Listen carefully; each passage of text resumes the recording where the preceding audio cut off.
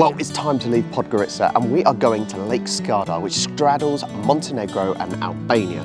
We're going to be taking a boat ride and we're going to see some beautiful views and sailing through the lake nice and calmly, hopefully. But first we have got to get the train there. So we're currently at the train station getting the train to Verbazar. Possibly the worst train station we've ever been to in the capital city. It doesn't even have a sign to say it's a train station. It is not great. So, let's go.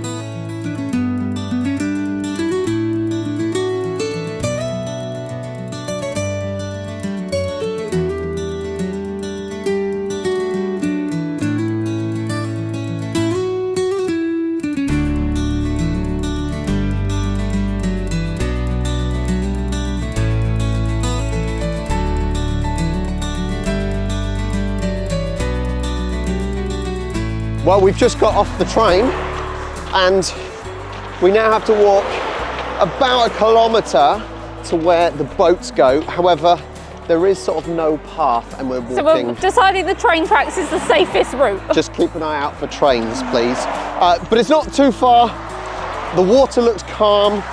So hopefully, if anyone knows me, then I'm not great on water, okay? The Manly ferry in Australia wasn't so good, but hopefully this is a lot calmer. Being a lake, it shouldn't have like too many waves and because it doesn't have a current and things, I think. So it should be good today. Right, let's continue this journey.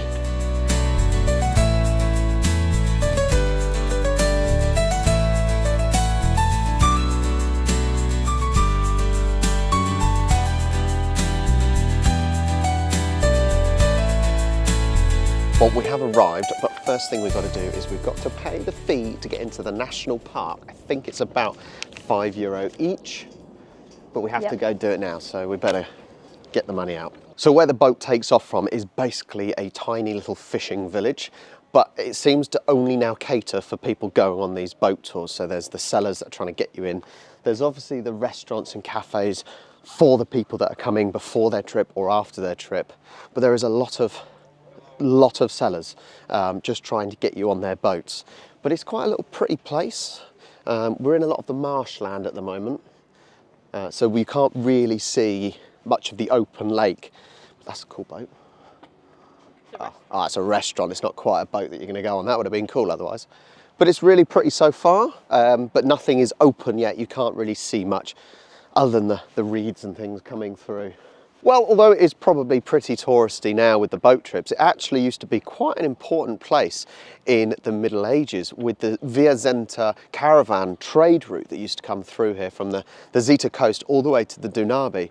So it probably had quite an important history. Now, boat trips. Well, the good news is I've just spoken to the guy and we're the only ones actually on the boat tour, so that's so good. That's so good, like a little private boat tour. And we denied about paying the price for the private one, so that's even better. If we paid for private, it was more than double.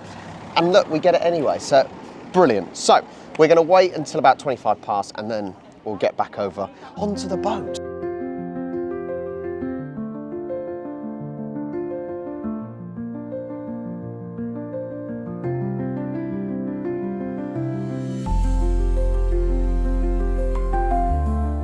We've just come out onto the lake and honestly the views here are incredible. There's so many little birds that are just capturing my eyes and I'm just following them around, dipping in and out of the water. It's so calm out here as well. Considering how many boats there we saw going in and out, it's like it's just us out here. It's amazing. It isn't the warmest of days, but actually in the sun, I'm sat right on the front of the boat. Rob's on the inside of the boat, but it's absolutely beautiful. And just with the sun on your face, looking at the water, amazing.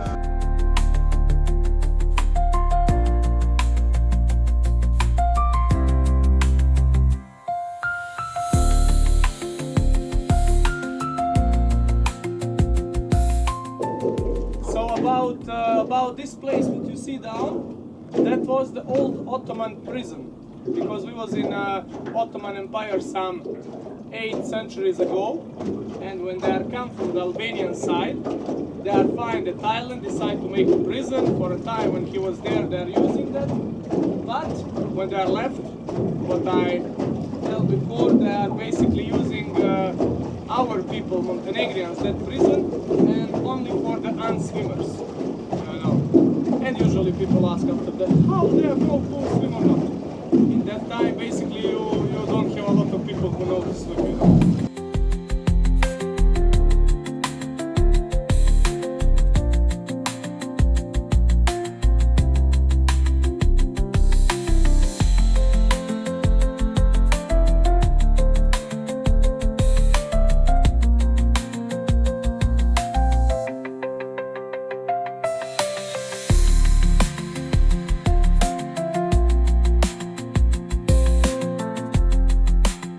So just behind me, we've got Fort Lacendro. Now this is one of the forts that was used to defend against such armies as the Turks. Now as you can see there wouldn't be need for many fortresses around here, basically because look at all the mountains. Like, you've got the defence already. There are nobody going to come onto the land and make their way up these mountains. So actually, this one fort is probably pretty special because there aren't many of them around. So many years ago, especially during the Ottoman era and up to still recent times, this was used for fishing because there is a lot of wildlife here. However, tourism has taken over. As you can see, what we're on right now on this boat going through, that is what the trade is now. And during the summer months, this would be absolutely heaving. The water will be lower, so all the reeds would be shown even more and all the lilies would be on top. At the moment, it is the start of April, so we don't quite have that. So it does look completely different. But a fun fact, Milan, the tour guide, was saying how the prison back there, they used to put people there because obviously people couldn't swim. But even up to many recent years, his granddad worked and fished and did everything on the boat, but didn't actually know how to swim. Which is just funny because you think, well, you live on the lake, but he used to strap bits of plastic bottles and things around him to make sure that if something bad did happen, he didn't sink.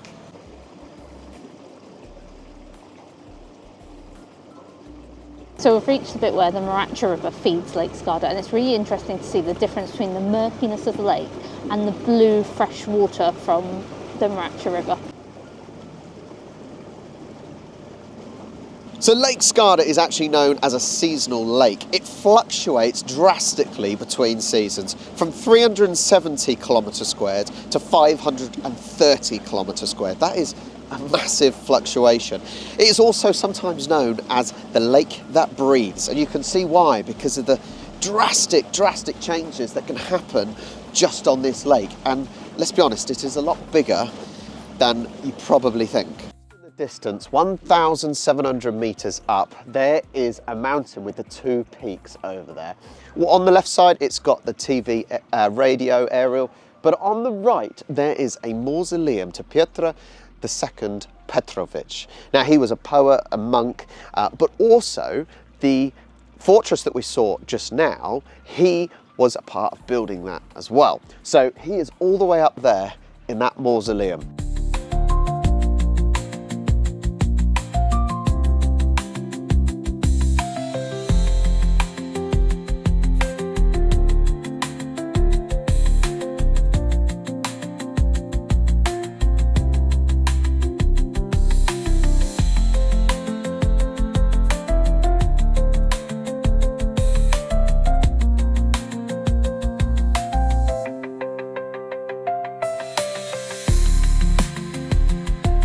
Just as you think you're at the edge of the lake, you go through the reeds round an island and you come into more of the lake. It just gets bigger and bigger, which is incredible. Just when you think you've reached the edge, it just keeps going. And there's so many more little islands and little hills that goes round between and rivers run between.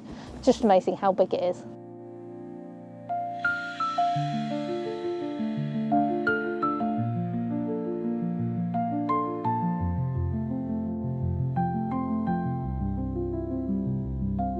Well, you don't see that every day, do you? We just saw a pelican on his own or her own, and then we saw it fly away.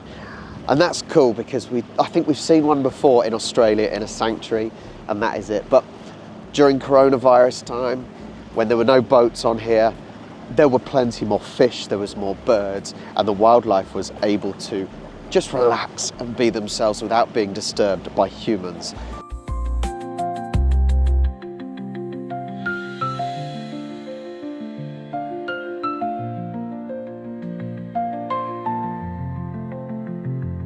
Well, this is lovely, isn't it? It's so nice. It's just very tranquil. I was going to say calm. So we're on the Yes. same page. Bearing in mind, I'm not great with water. Actually, I've had no problems. I'm really staying hoping up. this might encourage you to want to do more boat trips. I'm not 'cause sure. I really enjoy things I'm not like sure. this. But it is just so vast, and we're in such a small part of Lake Skadar, aren't we? I think that's the thing. We've only like touched the surface. We haven't even seen most of it. and It it's does, just incredible. honestly, it does highlight how beautiful the Balkans is, though. And it does make me want to travel more to the Balkans, so Serbia, Croatia, and those different parts. And it's just the mountains, it's just so stunning. I think it's the thing, like we said a lot of other times when we've been in the Balkans, it's being surrounded by the mountains. It's just the feel of it. Like, to feel so small surrounded by them, it's just incredible. And to see the difference between actually it's really lovely and sunny down here and warm apart from the breeze on the lake. But in the summer, but then to see but the it's lovely. snow-capped mountains around Yeah. you, just insane. And what's even better is we basically have a private tour, just us two, with Milan in the back. And these other guys, look, there's a little... There's a whole little family. Yeah, there's about 5 of them, so we are the lucky ones here. So I highly recommend this. Yeah. Definitely recommend And it. actually, Milan's been so knowledgeable. I bet you The didn't- amount we've learned. I bet you didn't is think we would be doing something like this when we came to Montenegro, did you? No, No? I definitely didn't think this was on the cards, which this is a nice highlight. Yeah, definitely.